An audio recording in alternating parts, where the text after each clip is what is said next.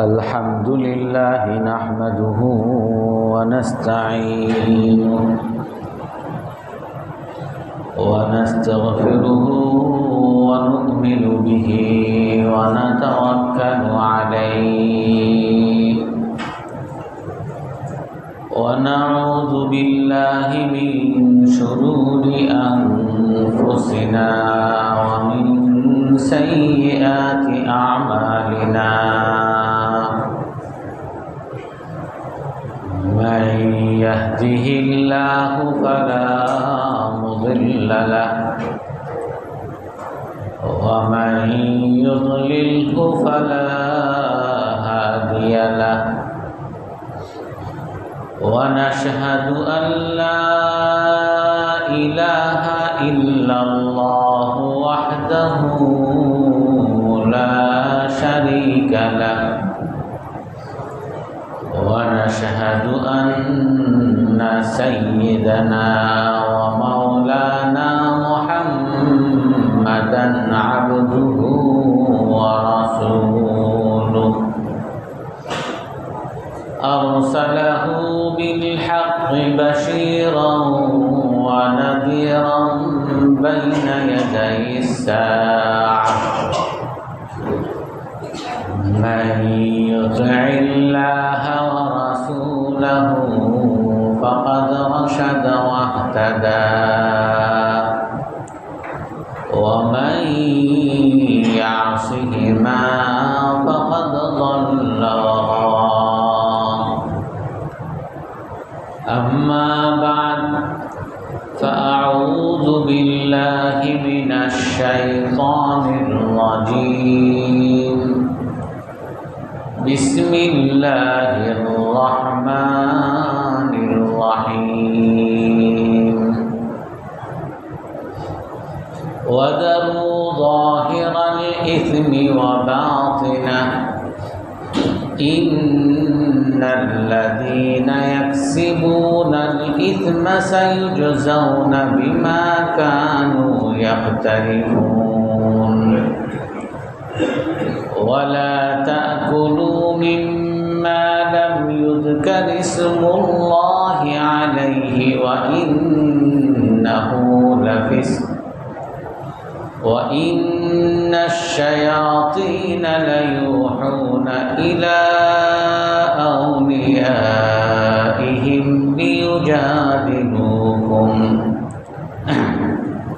وإن أطعتموهم إنكم لمشركون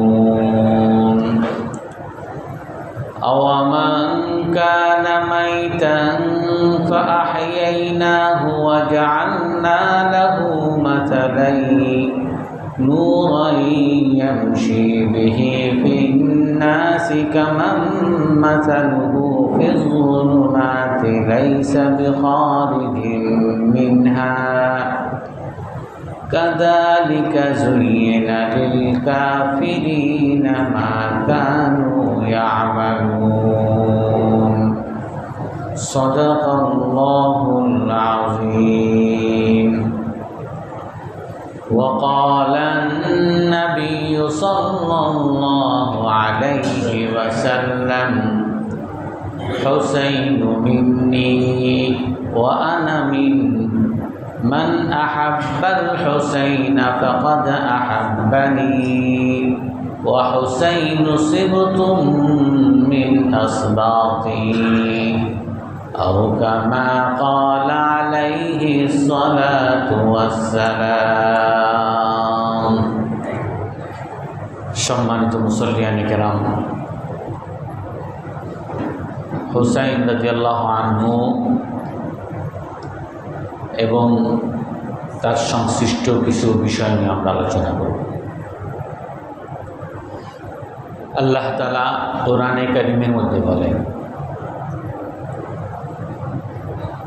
কিছু কিছু মানুষ এমন আছে যাদের কাছে শয়তান খবর পৌঁছায় ওয়া ইন্না শায়াতিনা লা ইউহুনা ইলা আউলিয়াইহিম লিয়ুজাদিলুকুম। শয়তানের যারা বন্ধু, শয়তানের কিছু দোসর চেলা, শয়তান তাদের কাছে অনেক গোপন খবর পৌঁছায়। আর এই গোপন খবরের দ্বারা শয়তান যেহেতু অদৃশ্য অনেক কিছু জানে, তো শয়তানের দোসররা শয়তানের সেই অদৃশ্য অনেক সংবাদ নিয়ে লিয়ুজাদিলুকুম, তোমাদের সাথে তর্ক বিতর্ক করে। ওয়াইন আতাতুমুহুম ইন্নাকুম লামুশরিকুন। আল্লাহ তাআলা বলেন, যদি তোমরা এই শয়তানকে, শয়তানের দোসরদেরকে যদি অনুসরণ করো তাহলে তোমরা মুশরিক হয়ে যাবে, কাফের হয়ে যাবে। অন্য আয়াতের মধ্যে আল্লাহ তাআলা বলেন, হাল উনাব্বিউকুম আলা মান তানাজ্জালুশ শায়াতিন। হে আল্লাহ রাসূল, আমি কি আপনাদেরকে জানাবো, আমি আপনাদেরকে কি বলে দিব যে শয়তান কার কাছে অবতীর্ণ হয়, কার কাছে শয়তান যায়? হাল উনাব্বিউকুম আলা মান তানাজ্জালুশ শায়াতিন। শয়তান কার কাছে অবতীর্ণ হয় আমি কি বলবো? তানাজ্জালু আলা কুল্লি আফওয়াকিন আসিম। আল্লাহ তাআলা বলেন যে শয়তান অবতীর্ণ হয় মিথ্যাবাদী মানুষের উপরে অপবাদ প্রদানকারী, এদের কাছে শয়তান অবতীর্ণ হয়। ইউলকুনাস সামআ ওয়া আকসারুহুম কাযিবুন। আর এই সকল শয়তানের দোসররা তারা শোনা কথা বলতে থাকে যে অমুকটা শুনছি, অমুকটা শুনছি, তদন্ত ছাড়া, গবেষণা ছাড়া শোনা কথা বলতে থাকে। আর আল্লাহ তাআলা বলেন তাদের অধিকাংশই মিথ্যাবাদী। ওয়া আকসারুহুম কাযিবুন। আলাম তারা আন্নাহুম ফি কুল্লি ওয়াদিন ইয়াহিমুন। আল্লাহ তাআলা বলেন যে আপনি কি দেখেন না যে তারা কিভাবে মাঠের মধ্যে হতভম্ব হয়ে ঘোরাফেরা করে। অর্থাৎ এই শয়তানের দোসররা তারা কোনো নির্দিষ্ট পথে তারা চলতে পারে না, তারা অস্থির, অশান্ত, একবার ডানে আর একবার বামে আর একবার সোজা, বিভিন্ন রাস্তায় তারা অশান্ত অস্থিরভাবে তারা ঘোরাফেরা করে। ওয়া আন্নাহুম ইয়াকুলুনা মা লা ইয়াফআলুন। এই দোসরদের আরেকটা গুণ আল্লাহ তাআলা বলেন যে তারা এমন জিনিস বলে যেগুলো তারা নিজেরা করে না, নিজেরা বয়ান করে কিন্তু ওইগুলো করে না। ভালো কথা হয়তো বলে অনেক কিছু, কিন্তু এগুলো নিজেরাও করে না। রাসূলুল্লাহ সাল্লাল্লাহু আলাইহি সাল্লাম বুখারী শরীফ, মুসলিম শরীফের হাদিসের মধ্যে বলেন, মান আদালি ওয়ালিয়ান ফাকাদ আযানতুহু ফাকাদ আ'লামানি বিল মুবারাক ফাকাদ আযানি বিল মুহারাবা ফাকাদ বারাজানি বিল মুহারাবা। যে আমার কোনো বন্ধুর সাথে, আল্লাহ তাআলা বলেন হাদিসে কুদসি, যে আমার কোনো বন্ধুর সাথে শত্রুতা করে সে আমার সাথে যুদ্ধের জন্য আমার সামনাসামনি আসছে। রাসূলের ভাষা এমন, হাদিসে কুদসির ভাষা এমন, ফাকাদ বারাজানি বিল মুহারাবা, সে আমার সাথে যুদ্ধ করার জন্য আমার সামনাসামনি আসছে। যে আমার কোনো বন্ধুর সাথে শত্রুতা করে, বিদ্বেষ করে। ওমা ইয়াজালু আবদি ইয়াতাকাররাবু ইলাইয়া বিমিসলি মা ফারাদতুহু আলাইহি। আর আমার বান্দা আমার নিকটবর্তী, আমার বন্ধু কেমনে হয় সেটা আল্লাহ তাআলা বলতেছেন যে আমার বান্দা আমার নৈকট্য অর্জন করে, আমার বন্ধু হতে থাকে ওই আমলের দ্বারা যেটা আমি তার উপরে ফরজ করেছি।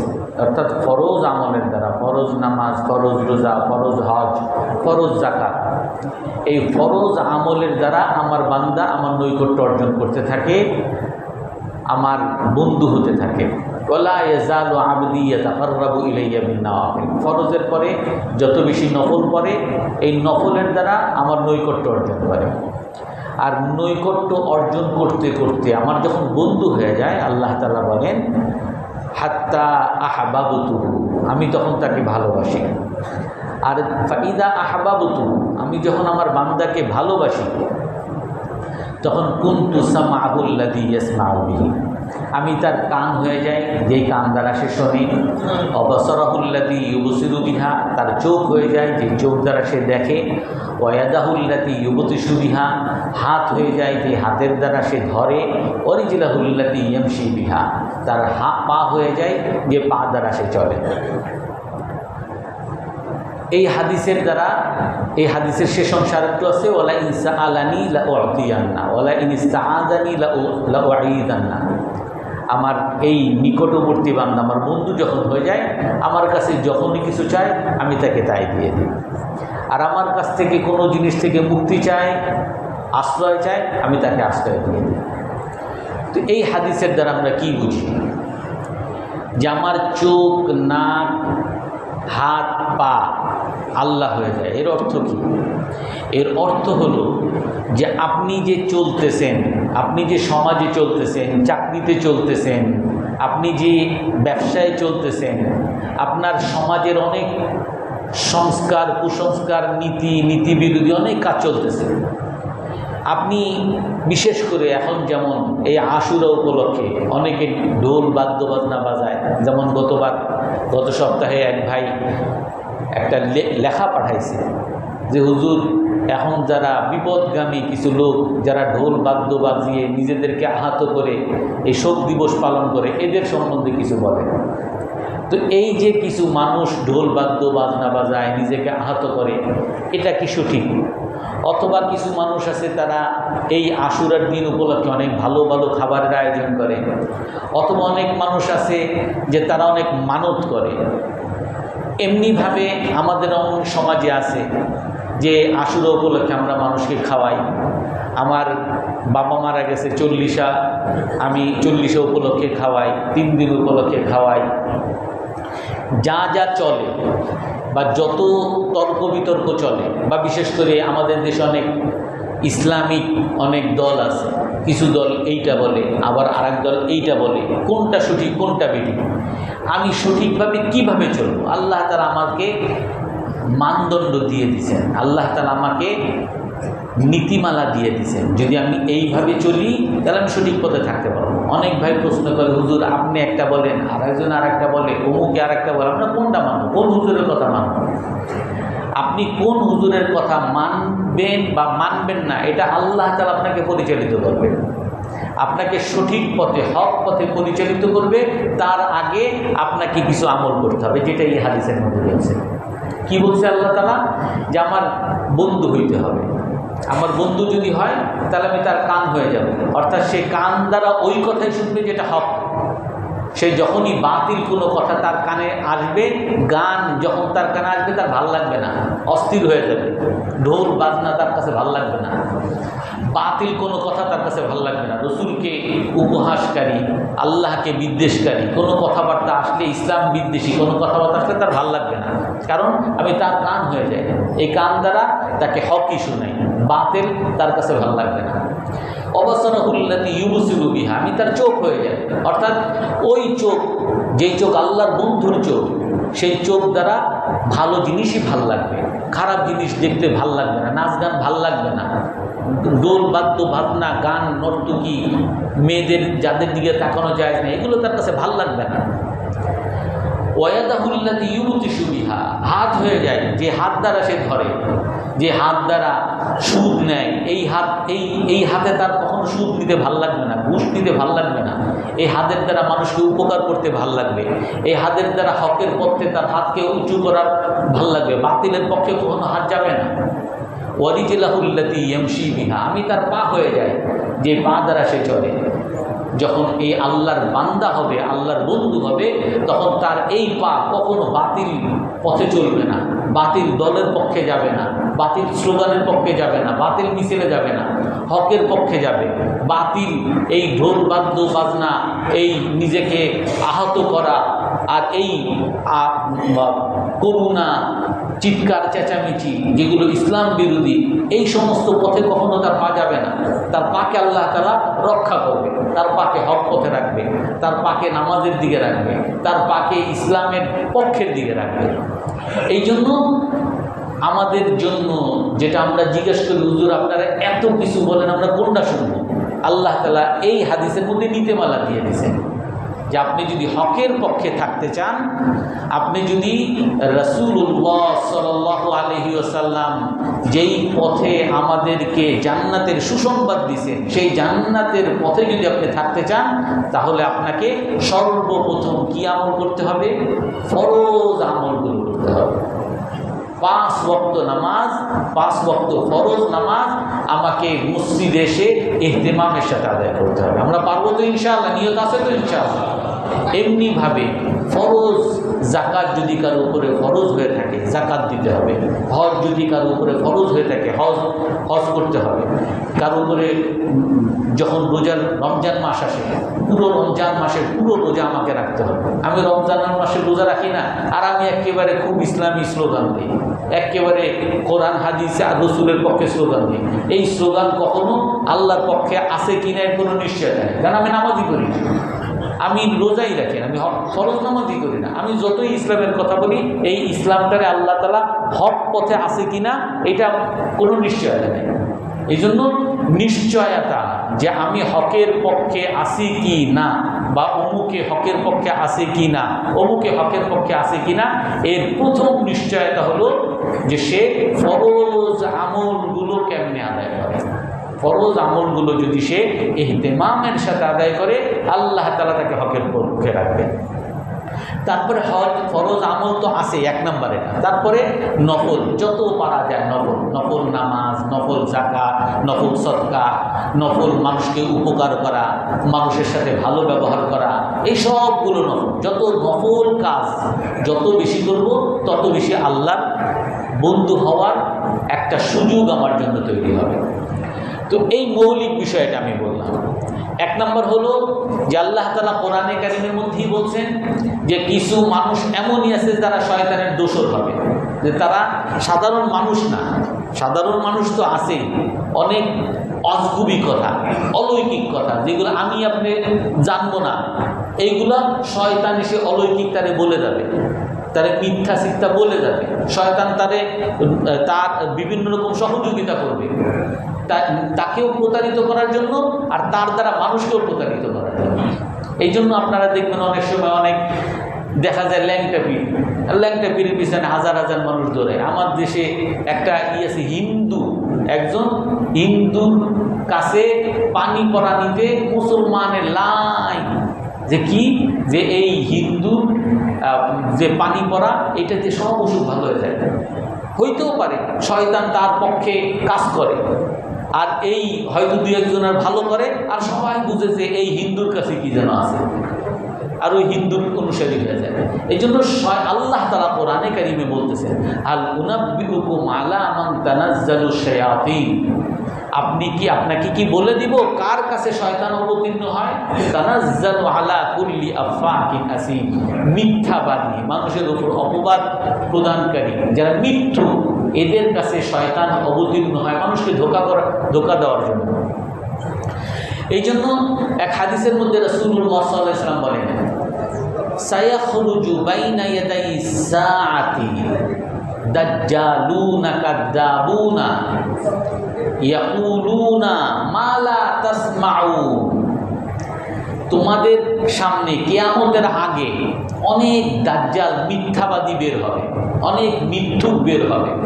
আর এই মিথ্যুকরা তারা তো অলৌকিক বিষয় তোমাদেরকে দেখাবে, এর পাশাপাশি তারা এমন এমন জিনিস বলবে যেগুলো তোমরা আগে কখনো শোনো নাই, কোরআনেও শুনো নাই, হাদিসেও শুনো নাই, কোনো জায়গায় শুনো নাই। সে এমন এমন জিনিস বলবে, নতুন নতুন জিনিস বলবে।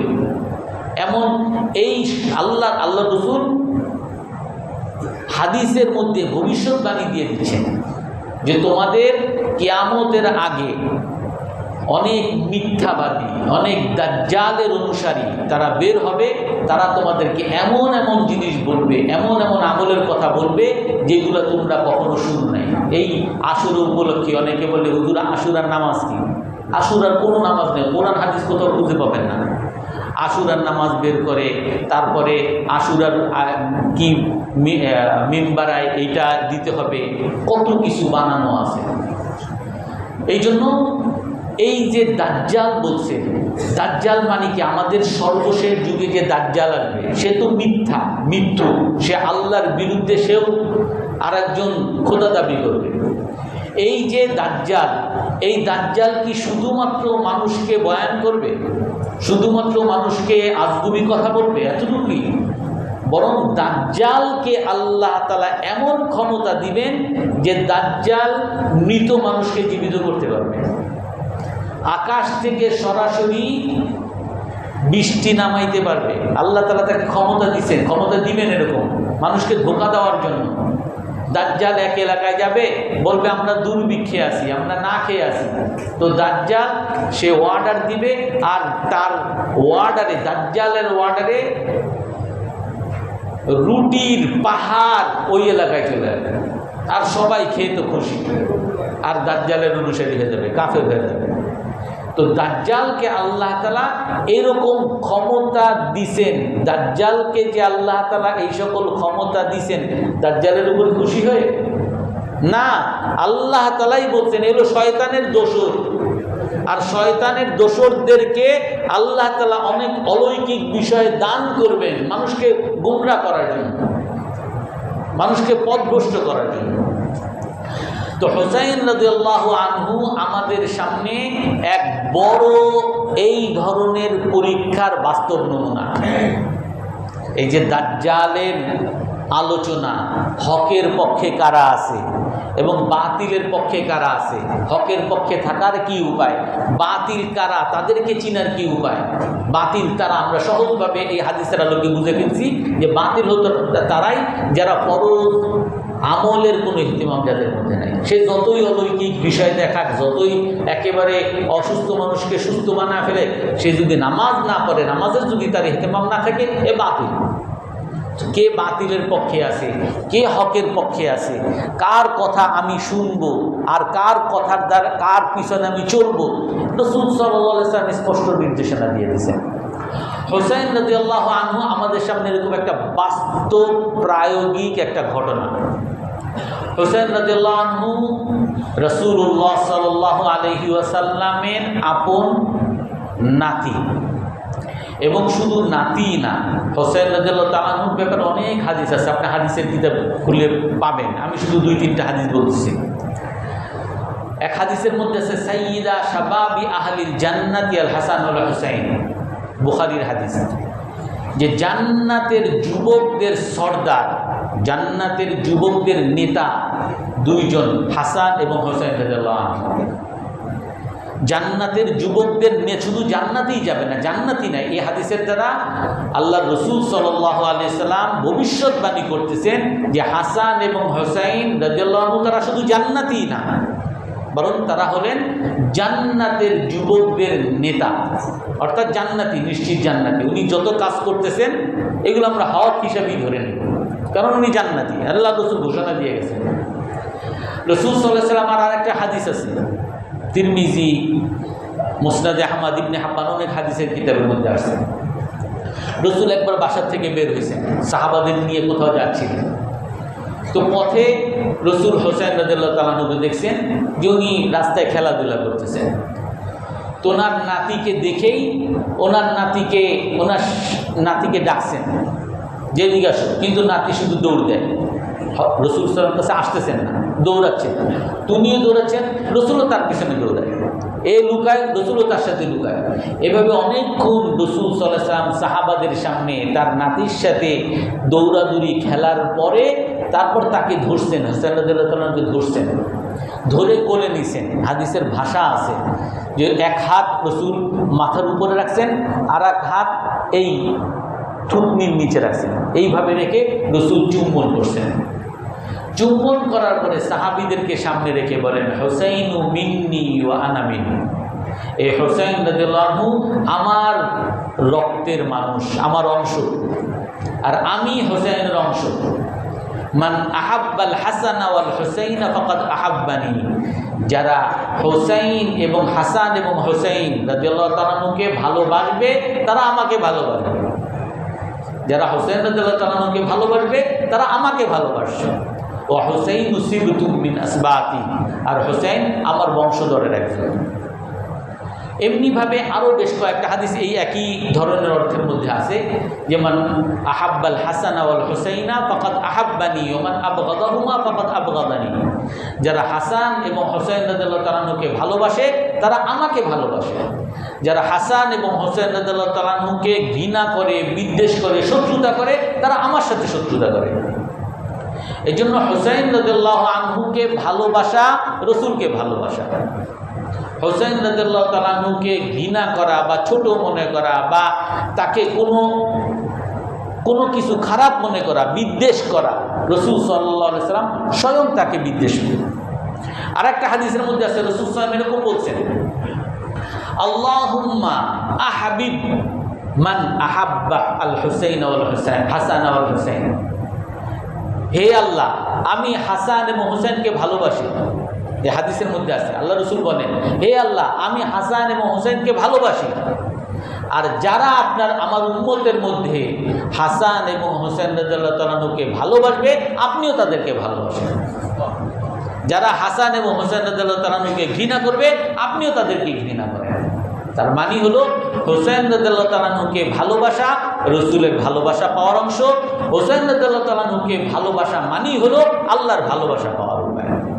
আর হুসাইন রাদিয়াল্লাহু তাআলা আনহুকে ঘৃণা করা, বিদ্বেষ করা রাসূলকে বিদ্বেষ করা, আর হুসাইন রাদিয়াল্লাহু তাআলা আনহুর সাথে শত্রুতা করা আল্লাহর সাথে শত্রুতা করা। এই জন্য হুসাইন রাদিয়াল্লাহু তাআলা আনহু জান্নাতি, কোনো কথা নাই, বিতর্ক নেই।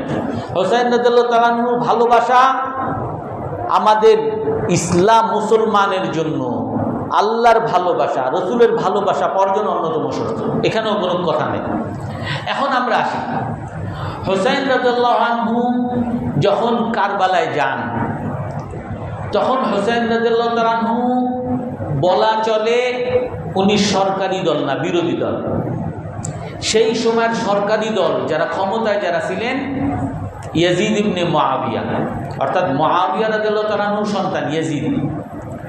ওই ইয়াজিদ ইবনে মুআবিয়া সে তখনকার খলিফা, তখনকার আমিরুল মুমিনিন, পুরো মুসলমানদের আমির ছিলেন।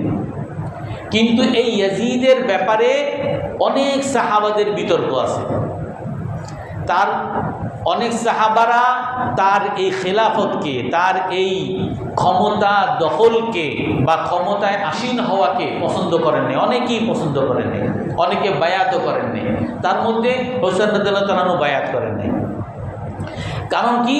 কারণ হুসাইন এই ইয়াজিদ ইবনে মুআবিয়া উনি অনেক মানুষের উপরে জুলুম করত, আর যার জুলুমের ঐতিহাসিক 3টা বড় বড় প্রমাণ ইসলামের ইতিহাসে আছে, যেগুলো একেবারে বিতর্ক ছাড়া মানুষের সকল সমালোচনার ঊর্ধ্বে গিয়ে এই 3টার ব্যাপারে সকলে একমত যে ইয়াজিদ ইবনে মুআবিয়ার এই 3টা অপরাধ কখনোই ক্ষমার যোগ্য না। এই 3টা একেবারে ক্ষমার অযোগ্য। তার মধ্যে 1 নম্বর হলো হুসাইন রাদিয়াল্লাহু আনহু। হুসাইন রাদিয়াল্লাহু তাআলা আনহুকে কুফাবাসী থেকে, অর্থাৎ ইরাক থেকে চিঠি পাঠাইছে যে ইয়াজিদ ইবনে মুআবিয়া তো জালেম, তার আচার আচরণও অন্যান্য সাহাবীদের মতো না, অন্যান্য সাহাবাদের চেয়ে খারাপ, তো আমরা তার আন্ডারে আর থাকবো না, আপনি আসেন, আপনি আসলে আমরা আপনার কাছে বায়াত গ্রহণ করব, অর্থাৎ আপনাকে আমাদের আমির মানব, আর তাকে আমরা বরখাস্ত করব, তাকে আমরা আর মানব না। তো হুসাইন রাদিয়াল্লাহু তাআলা আনহু, লম্বা ঘটনা আমি বলতেছি না, আমি শুধু সংক্ষেপে বলে যাচ্ছি। হুসাইন রাদিয়াল্লাহু আনহু উনি অনেক সাহাবা মানা করছেন যেতে, কিন্তু তারপরও হুসাইন রাদিয়াল্লাহু তাআলা আনহু গেছেন। তার উদ্দেশ্য কি? উদ্দেশ্য সেটা স্পষ্ট করছেন, ইন্নী উহিব্বুল ইসলাহা ফি উম্মতি জাদ্দি, যে আমি আমার দাদার উম্মতের মধ্যে সংস্কার চাইছি। আমার দাদার উম্মতের মধ্যে এখন অনেক ধরনের নৈরাজ্য, জুলুম, অন্যায় এটা বিস্তার লাভ করছে, আমি এগুলোকে সংস্কার করতে চাই, সেটাই আমার উদ্দেশ্য। অন্যায়ের প্রতিবাদ করাই আমার উদ্দেশ্য। হুসাইন রাদিয়াল্লাহু তাআলা আনহু স্পষ্ট করছেন। হুসাইন রাদিয়াল্লাহু তাআলা আনহু এই স্পষ্ট করার পরে কুফাবাসীরা যখন চিঠি পাঠাইছে, অনেকগুলো 80,000 চিঠি আসছে যে আপনি আসেন। হুসাইন রাদিয়াল্লাহু তাআলা আনহু যখন গেছেন, সেই কুফার কাছাকাছি, ইরাকের কাছাকাছি, কুফার কাছাকাছি গেছেন। সেই তার আগেই ওনার ভাই মুসলিম ইবনে আকিল রাদিয়াল্লাহু তাআলা আনহুকে পাঠাইছেন যে আসলেই দেখো তারা কি সবাই আমার পক্ষের লোক নাকি এর মধ্যে অনেক বিশ্বাসঘাতক আছে।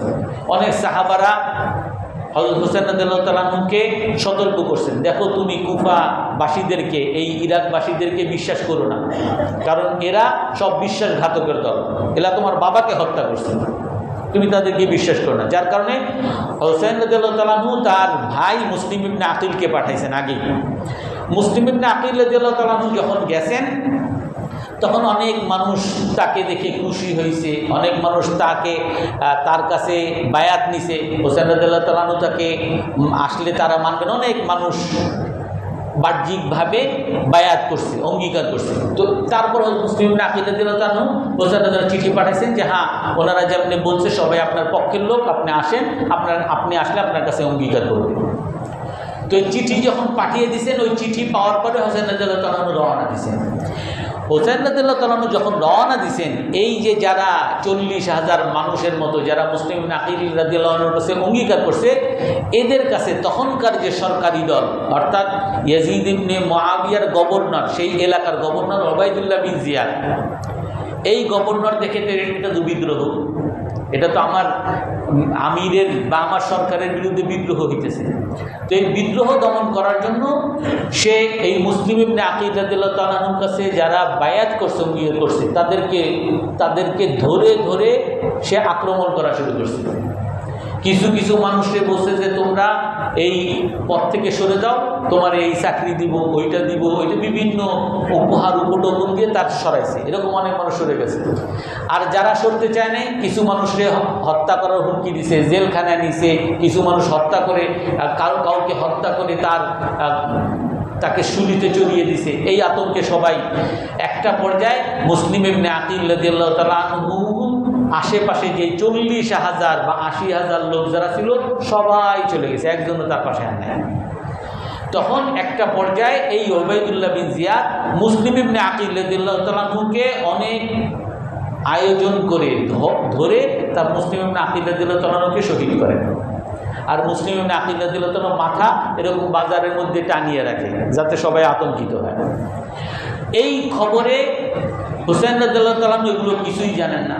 উনি ওনার পরিবার বর্গ নিয়ে আসছেন। এখানে একটা কথা বলি, হোসেন রাদিয়াল্লাহু তাআলা আনহু যে এই কুফায় যে আসতেছে, সরকারের বিদ্রোহ করা উচিত না, কিন্তু হোসেন রাদিয়াল্লাহু তাআলা বিদ্রোহ করার জন্য কিন্তু আসেননি। আর তার বড় প্রমাণ হলো, যদি বিদ্রোহী যদি উদ্দেশ্য হইতো, ওনার ছেলে মেয়ে স্ত্রী পরিজন সবাইকে নিয়ে আসতেন না। উনি নিয়ে আসছেন শান্তি বয়ান করার জন্য। মানুষকে যদি কারোর মধ্যে কোনো অন্যায় থাকে, এগুলোকে উনি সংশোধন করবে, সংস্কার করবেন, বয়ানের মাধ্যমে মানুষকে ঠিক করবেন। এই জন্যই শুধু এখানে আসছেন, উনি যুদ্ধের জন্য আসেননি। হোসেন রাদিয়াল্লাহু তাআলা আনহু যখন আসছেন, আসার পরে ওবাইদুল্লাহ বিন জিয়াদের যে সেনাবাহিনী, তারা সবাই হোসেন রাদিয়াল্লাহু তাআলা আনহুকে ঘেরাও করে ফেলেন। আর যে দেখেন হোসেন রাদিয়াল্লাহু তাআলা আনহুকে যারা এতদিন এত চিঠি পাঠাইছে, 80,000 মানুষ, তারা সবাই হোসেন রাদিয়াল্লাহু তাআলা আনহুর পক্ষ ত্যাগ করে সবাই বিশ্বাসঘাতকতা করছে।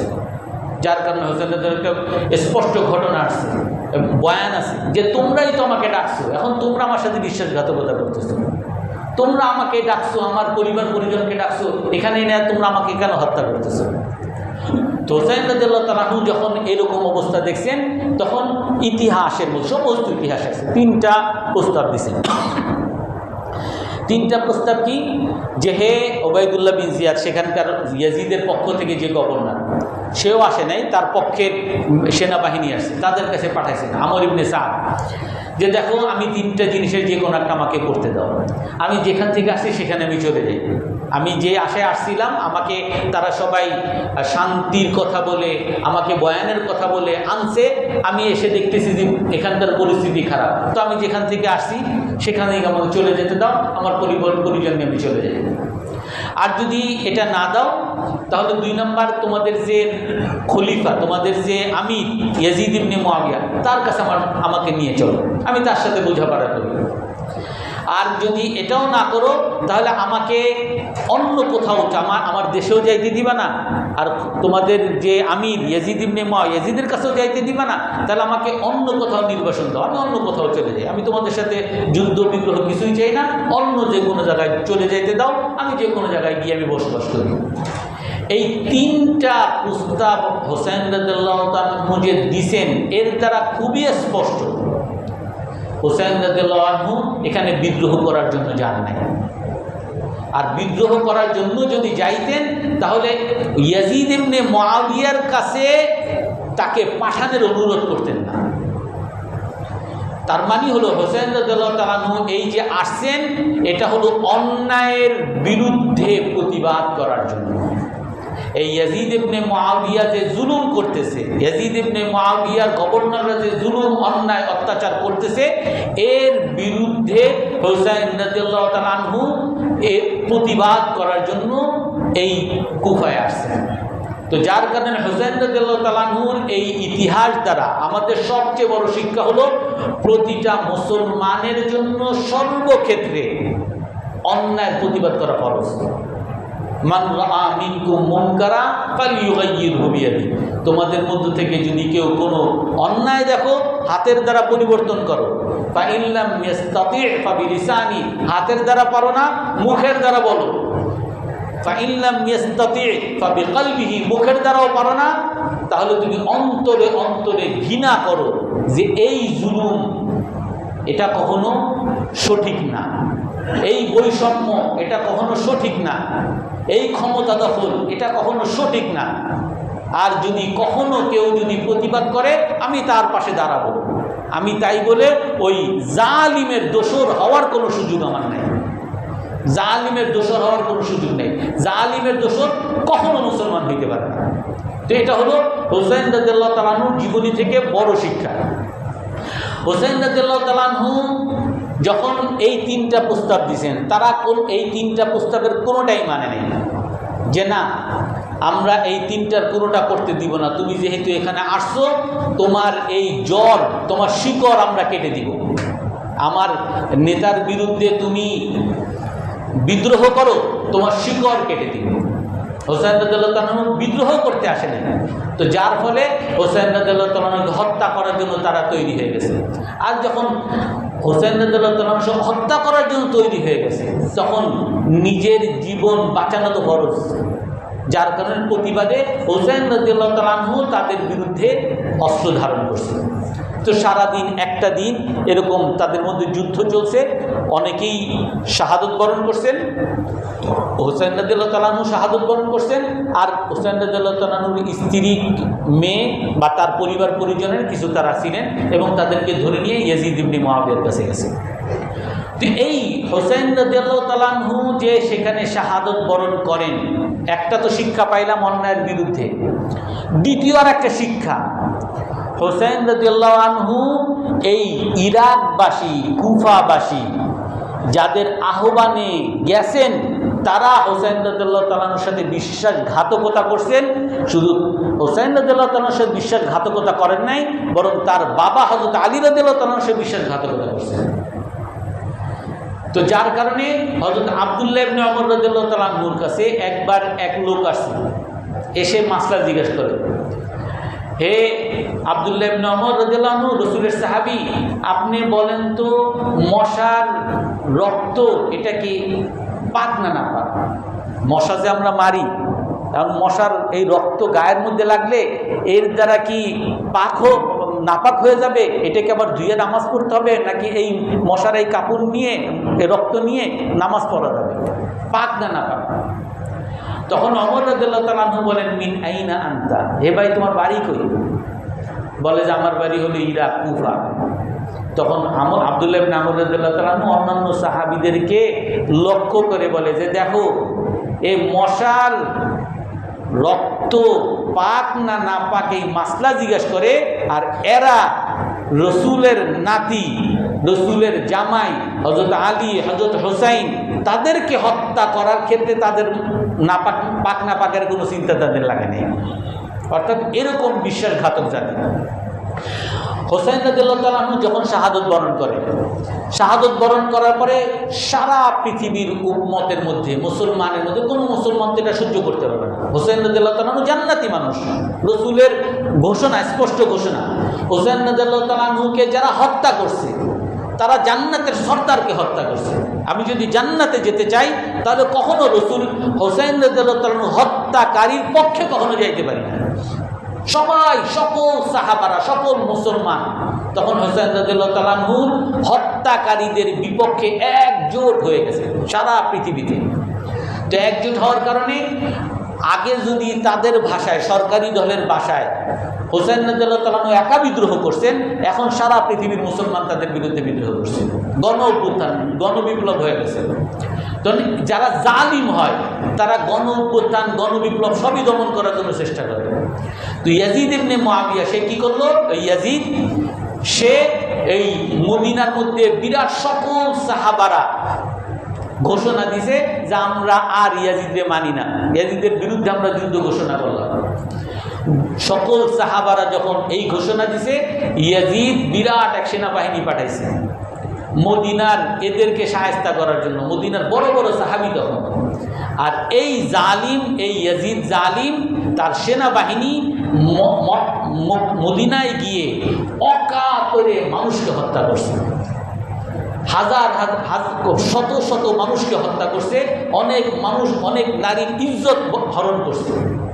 এটাকে হারলার ঘটনা বলা হয়।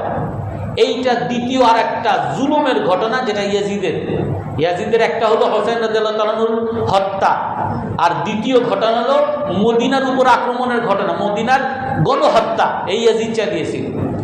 আর একটা ইয়াজিদের বড় নির্মম জুলুমের ঘটনা, সেটা হলো ইয়াজিদের সেনাবাহিনী হাজ্জাজ বিন ইউসুফ, এই হাজ্জাজ বিন ইউসুফকে এবং তার অন্যান্য সেনাবাহিনী দিয়ে সে আব্দুল্লাহ বিন জুবাইর রাদিয়াল্লাহু আনহু, ইয়াজিদের বিরুদ্ধে আরেকজন খেলাফত, ইয়াজিদ যেহেতু জালিম মদিনায় হত্যা করছে, হোসেন রাদিয়াল্লাহু তাআলা হত্যা করছে, তো তার বিরুদ্ধে আব্দুল্লাহ বিন জুবাইর রাদিয়াল্লাহু আনহু উনি তার বিরুদ্ধে খেলাফত দাবি করছেন।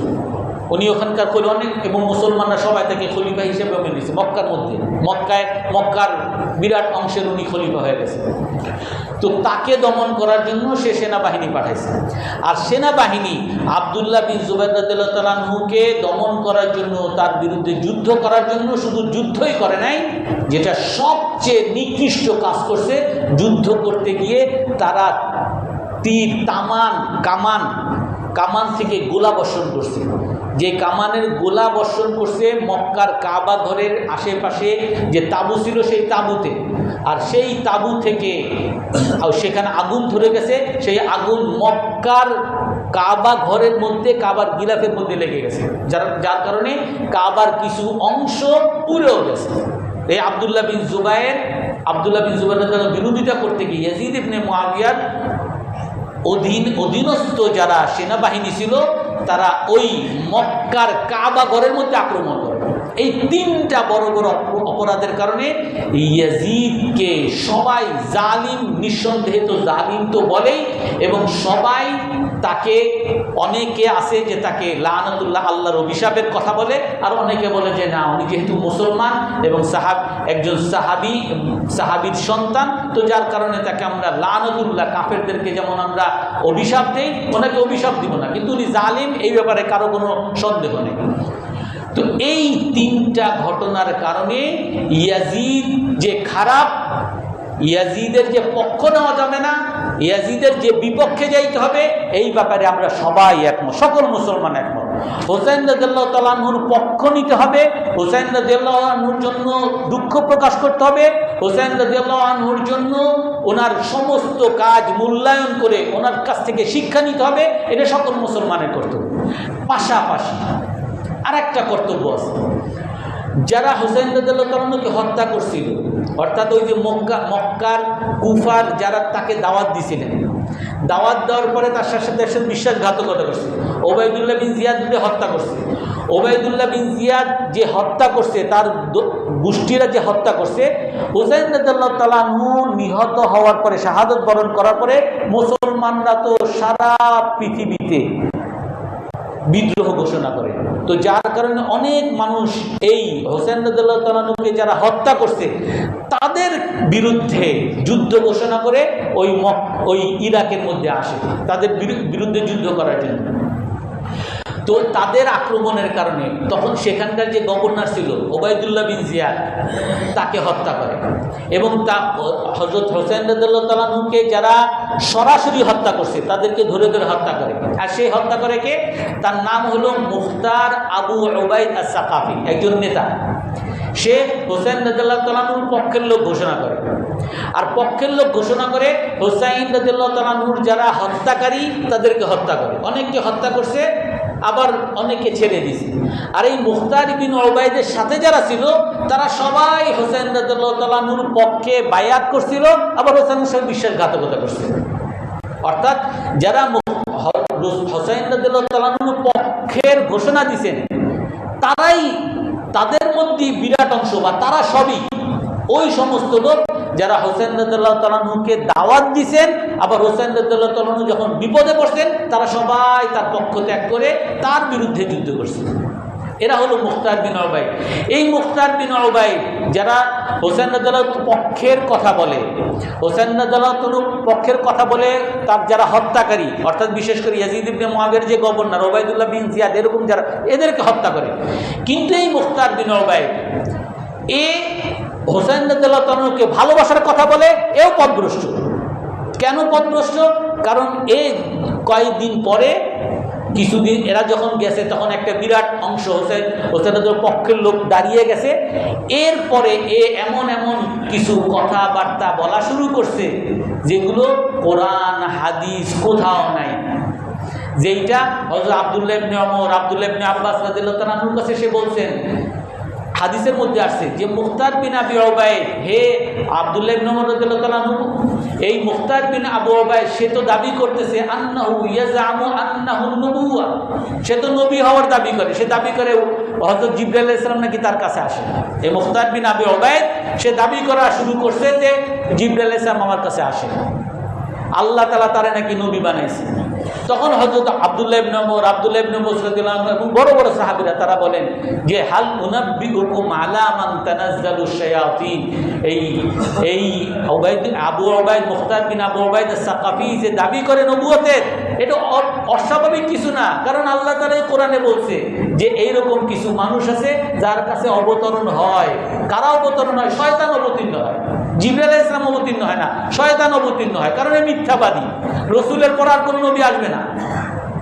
এই জন্য এই মুখতার বিন আবি উবাইদ যে নবুয়তের দাবি করছে তার পক্ষ নিয়ে এরাই হলো সেই শিয়া গোষ্ঠী।